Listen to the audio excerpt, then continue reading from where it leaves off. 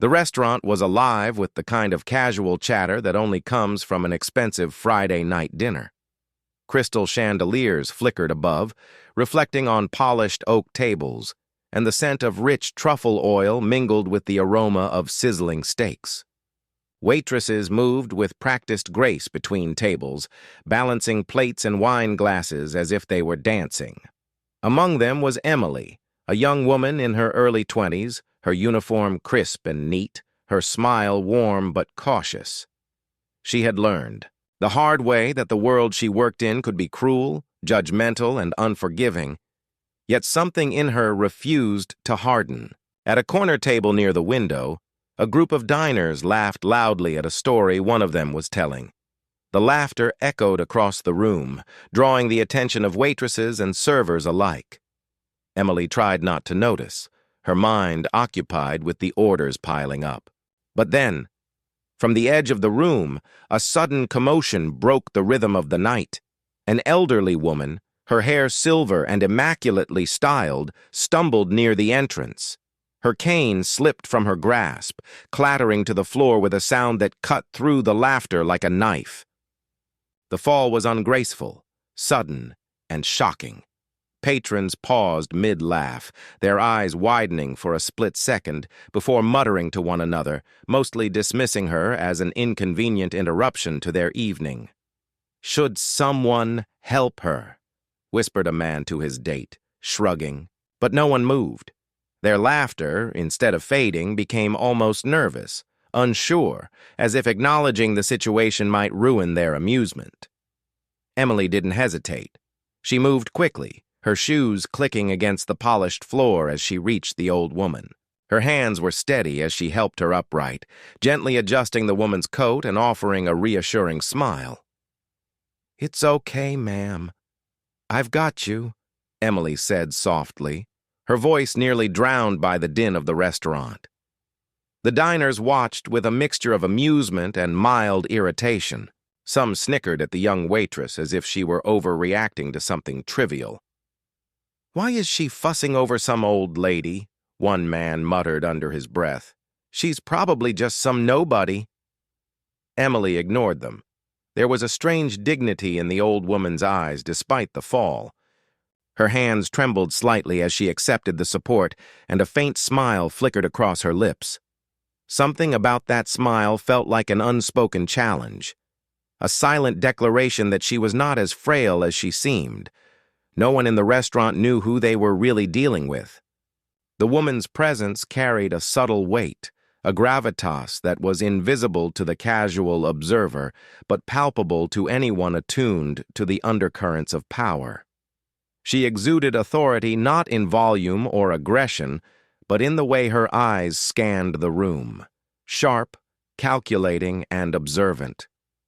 Emily led her to a nearby chair, making sure she was comfortable. "Do you need anything else?" she asked gently, brushing a stray strand of hair from the woman's face. The woman's smile widened slightly, but her eyes remained focused. "You have a good heart," she said.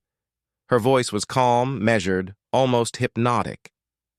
"Not everyone would have done what you just did." Emily laughed softly, a little embarrassed. "It's nothing. Just helping someone who fell." But the laughter around them had begun to shift. The diners, sensing the unusual calm between the young waitress and the elderly woman, whispered among themselves. Some rolled their eyes, still amused, while others leaned closer, curiosity mingling with disbelief. Then came the moment that no one saw coming. A man at one of the nearby tables, bold with the arrogance of wealth and privilege, leaned back in his chair. He smirked at Emily. "Seriously? You're fussing over her like she's royalty or something? Get a grip. It's just an old lady." The words hung in the air, sharp and cutting, eliciting a ripple of laughter from his companions. They glanced around, waiting for others to join, for the collective amusement to rise to a crescendo. Emily felt a familiar tightness in her chest. The heat of embarrassment mingled with indignation. But she didn't retreat. Instead, She gave the old woman a reassuring nod and focused entirely on making sure she was comfortable. Little did anyone know, the world outside this restaurant was about to erupt. The laughter that filled the room would soon transform into stunned silence, disbelief, and a careful measured fear. Because the woman Emily had helped was no ordinary elderly lady. She was the mother of one of the most feared figures in organized crime, a person whose reputation alone could silence a room without a word. And Emily's simple act of kindness had just placed her at the center of an unfolding storm that no one in the restaurant could have predicted. Word spread quickly, almost immediately. The elderly woman, Ms. Luciana Vitale, had been quiet throughout the evening, but her presence radiated influence. She watched Emily with a careful, approving gaze, the kind that made the young waitress feel both honored and slightly uneasy. Meanwhile, the man who had mocked Emily continued his laughter, oblivious to the weight of the situation. But that arrogance was a fatal miscalculation. A subtle nod from Luciana, almost imperceptible, and Emily could feel an invisible shift in the room's energy. The diners continued eating, but their conversation slowed, their eyes flicking to the corner table more often than usual. There was a tension building, a quiet murmur that something had changed. Some tried to laugh it off, but the laughter faltered, replaced by a hesitant unease. Emily remained professional, though her heart raced. She had no idea who this woman really was, only that something about her commanded respect. And respect, she learned, could be a dangerous thing when crossed. The man who had mocked her, Vincent, finally spoke again, louder this time, certain that he had the upper hand. "Seriously, you're being ridiculous. It's just an old lady. Maybe you like playing hero or something." Luciana's head tilted slightly. Her eyes locked onto his, sharp and unyielding. There was no malice in her tone, only the quiet certainty of someone who had lived a long life surrounded by power and consequences. "Sometimes, small actions reveal much about a person," she said softly, her voice carrying effortlessly across the room. "And sometimes, those who mock kindness discover that it's not to be taken lightly." The words were almost lost to the murmur of conversation, yet Vincent felt them strike. A shiver ran down his spine, subtle but undeniable. He tried to ignore it, laughed nervously, and waved off the unease he felt. But the night was only beginning. After the meal, Emily returned to the kitchen, unaware of the storm that had been set in motion. Luciana remained seated, her expression calm, almost reflective. But behind her serene exterior, a plan was quietly forming.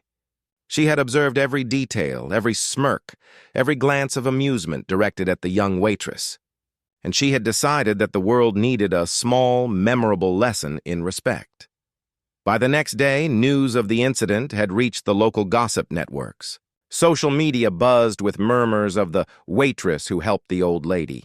Screenshots of the restaurant's security footage, which Emily had not even realized existed, circulated online, showing her steady hands, her patient smile, and the dismissive gestures of the diners who had laughed. Emily's co-workers began whispering among themselves. Some were proud, some anxious. They had no idea the scale of what was coming. Vincent, meanwhile, received an unexpected phone call that made his blood run cold. It was a voice both calm and commanding, yet threaded with unmistakable authority. "You humiliated my mother," the voice said. "And you did so in front of everyone, believing she was powerless. You will understand very soon why appearances can be deceiving." Panic replaced Vincent's earlier arrogance. He tried to brush it off, laughed nervously, even joked to colleagues that it must be some prank. But the subtle threats, the weight behind the words, and the unmistakable undertone of power made him realize something terrifying. He had underestimated the elderly woman he mocked. Days passed, and small, inexplicable events began to occur around Vincent. His favorite restaurant reservations were mysteriously canceled. Deals he had been confident in fell through without explanation. Calls from unknown numbers hinted at connections he didn't understand. Yet he instinctively feared. Everywhere he turned, the world seemed subtly but deliberately shifting against him. Meanwhile, Emily returned to work, completely unaware of the personal storm gathering around her. To her, it had just been a simple act, helping someone in need. But the ripples of kindness were spreading faster and wider than anyone could imagine. The tension escalated as more diners came forward to recount their own encounters with Luciana, unknowingly amplifying her influence. Whispers of the Mafia boss's mother began circulating, growing from rumor into undeniable fact. By the end of the week, the restaurant itself became a spectacle. Patrons who had laughed at Emily now watched with careful politeness, uncertain how to behave in the presence of someone whose reputation carried consequences they could not fathom. And Emily, ever humble, remained unaware that her simple act of empathy had triggered an intricate, meticulous plan of accountability, subtle revenge, and life-altering consequences for those who thought cruelty was harmless. The night of reckoning arrived quietly, almost innocuously. Vincent had been on edge all week, every phone ring and knock at the door sending his heart racing. The once confident man who had mocked Emily now felt like a pawn in a game he didn't understand. Luciana had orchestrated it flawlessly, subtle, precise, and terrifyingly effective. It was a Friday evening again. The restaurant, the same place where Vincent had humiliated Emily, was hosting a high-profile charity gala. Patrons in shimmering gowns and sharp tuxedos mingled with glasses of champagne, oblivious to the storm about to unfold. Emily, assigned to the gala, moved gracefully among tables, balancing plates with her usual calm determination. She noticed Vincent almost immediately, seated arrogantly with a group of similarly affluent companions. He was laughing nervously, as if sensing danger lurking just beyond his perception. Luciana entered quietly, her presence commanding attention despite her calm demeanor. She wore a simple yet elegant dress, silver hair perfectly styled, eyes sharp and observant. No one approached her, no one interrupted her path, and everyone in the room instinctively knew that she was not someone to cross. Vincent, oblivious at first, laughed loudly at some minor faux pas of the waiter next to him. But the room's energy had shifted. Eyes turned, whispers spread, and even the most confident socialites felt a tension in the air they could not identify. Luciana approached the table, each step measured, her gaze fixed on Vincent. Emily followed silently behind, offering her a reassuring smile, unaware of the intricate plan unfolding. "Good evening," Luciana said calmly, her voice smooth as silk, yet carrying an unmistakable authority. Vincent froze. His confident smirk faltered. Good evening, ma'am. I didn't expect to see you here." His voice trailed off, the words meaningless against the weight of her presence. Luciana's eyes narrowed, just slightly, enough to convey the full force of her displeasure. "Do you remember last Friday?" she asked softly, almost conversationally, yet every word struck like a hammer. Vincent's throat tightened. He struggled to maintain composure, but sweat beaded at his temple. The room grew quiet.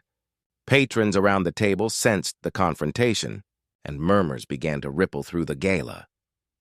"You mocked a young woman for helping me when I fell," Luciana continued, her voice calm but deadly precise. "You laughed at kindness, thinking it meant nothing." Emily watched, frozen. She hadn't known this would escalate. All she had done was help someone. But Luciana's presence, her calm dominance, filled the room with electric tension. Every guest instinctively leaned in, captivated by the unfolding drama. Luciana paused, allowing Vincent a moment to feel the weight of the situation fully. And then, without raising her voice, she spoke words that would mark him forever. Power, influence, and reputation are all illusions when weighed against integrity. You will learn that mockery has consequences. It was not a threat, not even a promise. It was a fact, delivered with the cold, unyielding certainty of someone who could make it reality. At that moment, Vincent's phone buzzed. A series of notifications began flooding in, each more damning than the last.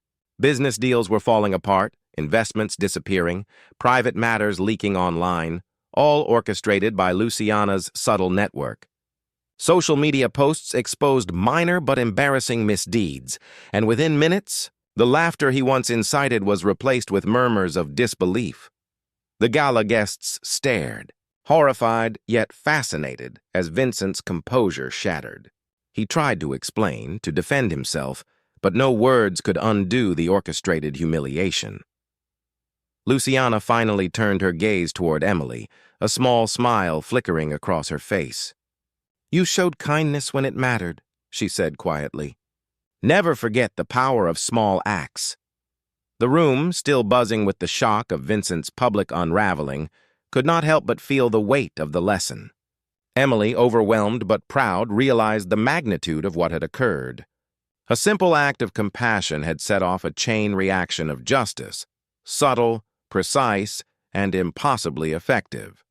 Vincent, pale and trembling, understood that his arrogance had been his downfall. And the lesson was clear. One should never underestimate the quiet strength of integrity or the invisible influence of those they deem powerless. The aftermath of the gala was immediate and profound. Vincent's social standing crumbled, his business dealings scrutinized, and his reputation tarnished beyond repair. Even his closest allies hesitated to associate with him, aware that one careless action could lead to consequences far beyond what he imagined. Emily returned to work, greeted by colleagues who now looked at her with admiration and awe. They whispered about the mysterious woman she had helped, never fully comprehending the power and influence behind her kindness. Emily remained humble, insisting that she had done nothing extraordinary, only helped someone in need. Luciana continued her quiet oversight, a presence felt even when unseen. She ensured that justice was balanced with discretion, that those who deserved punishment received it subtly, without spectacle. Her influence extended silently through the city, shaping outcomes with precision and care. For Emily, the experience was transformative.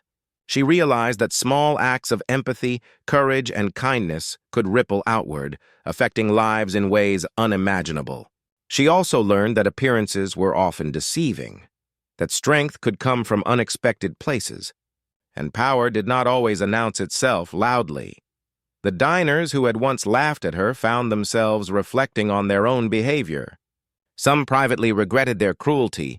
Others silently admired the quiet courage of a young waitress who had, unknowingly, become a symbol of integrity.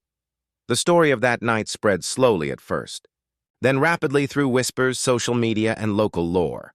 It became a cautionary tale, a reminder that respect and kindness were never trivial, and that arrogance could be punished in ways both subtle and dramatic. Emily's life continued, enriched by the knowledge that doing the right thing mattered, even when no one seemed to notice. Luciana, watching from the sidelines, recognized that the young waitress embodied qualities rare in the world: bravery, empathy, and quiet strength. She had seen in Emily a reflection of values that could endure, long after the moment had passed.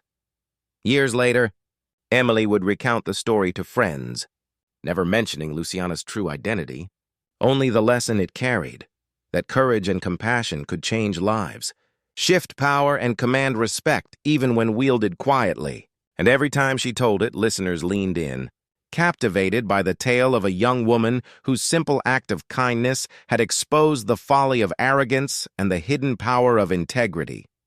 As for Vincent, he eventually disappeared from the social scene entirely. His attempts to regain influence failed, hampered by the invisible network of accountability Luciana had quietly enacted. His arrogance, once a shield, had become a trap, a reminder that every action has consequences, and mockery can be far more dangerous than it seems. Emily, meanwhile, continued to work at the restaurant, quietly respected by patrons and staff alike. She never sought fame, nor did she desire recognition beyond the warm smile of a grateful guest. Yet in the eyes of those who had witnessed her courage, she became a legend of sorts, a symbol of the quiet power of empathy and the extraordinary outcomes that could arise from simple acts of humanity. The story concludes with a question lingering in the minds of those who hear it. If kindness can wield such influence and courage can reshape lives, how often do we underestimate the quiet heroes around us? In a world where arrogance is loud, mockery is common, and cruelty often goes unchecked, it is the quiet, unnoticed actions, a helping hand, a patient smile, a courageous act that can change destinies, alter power, and remind us all that integrity matters more than influence. And sometimes, it only takes a young waitress and an old woman to remind the world of that truth.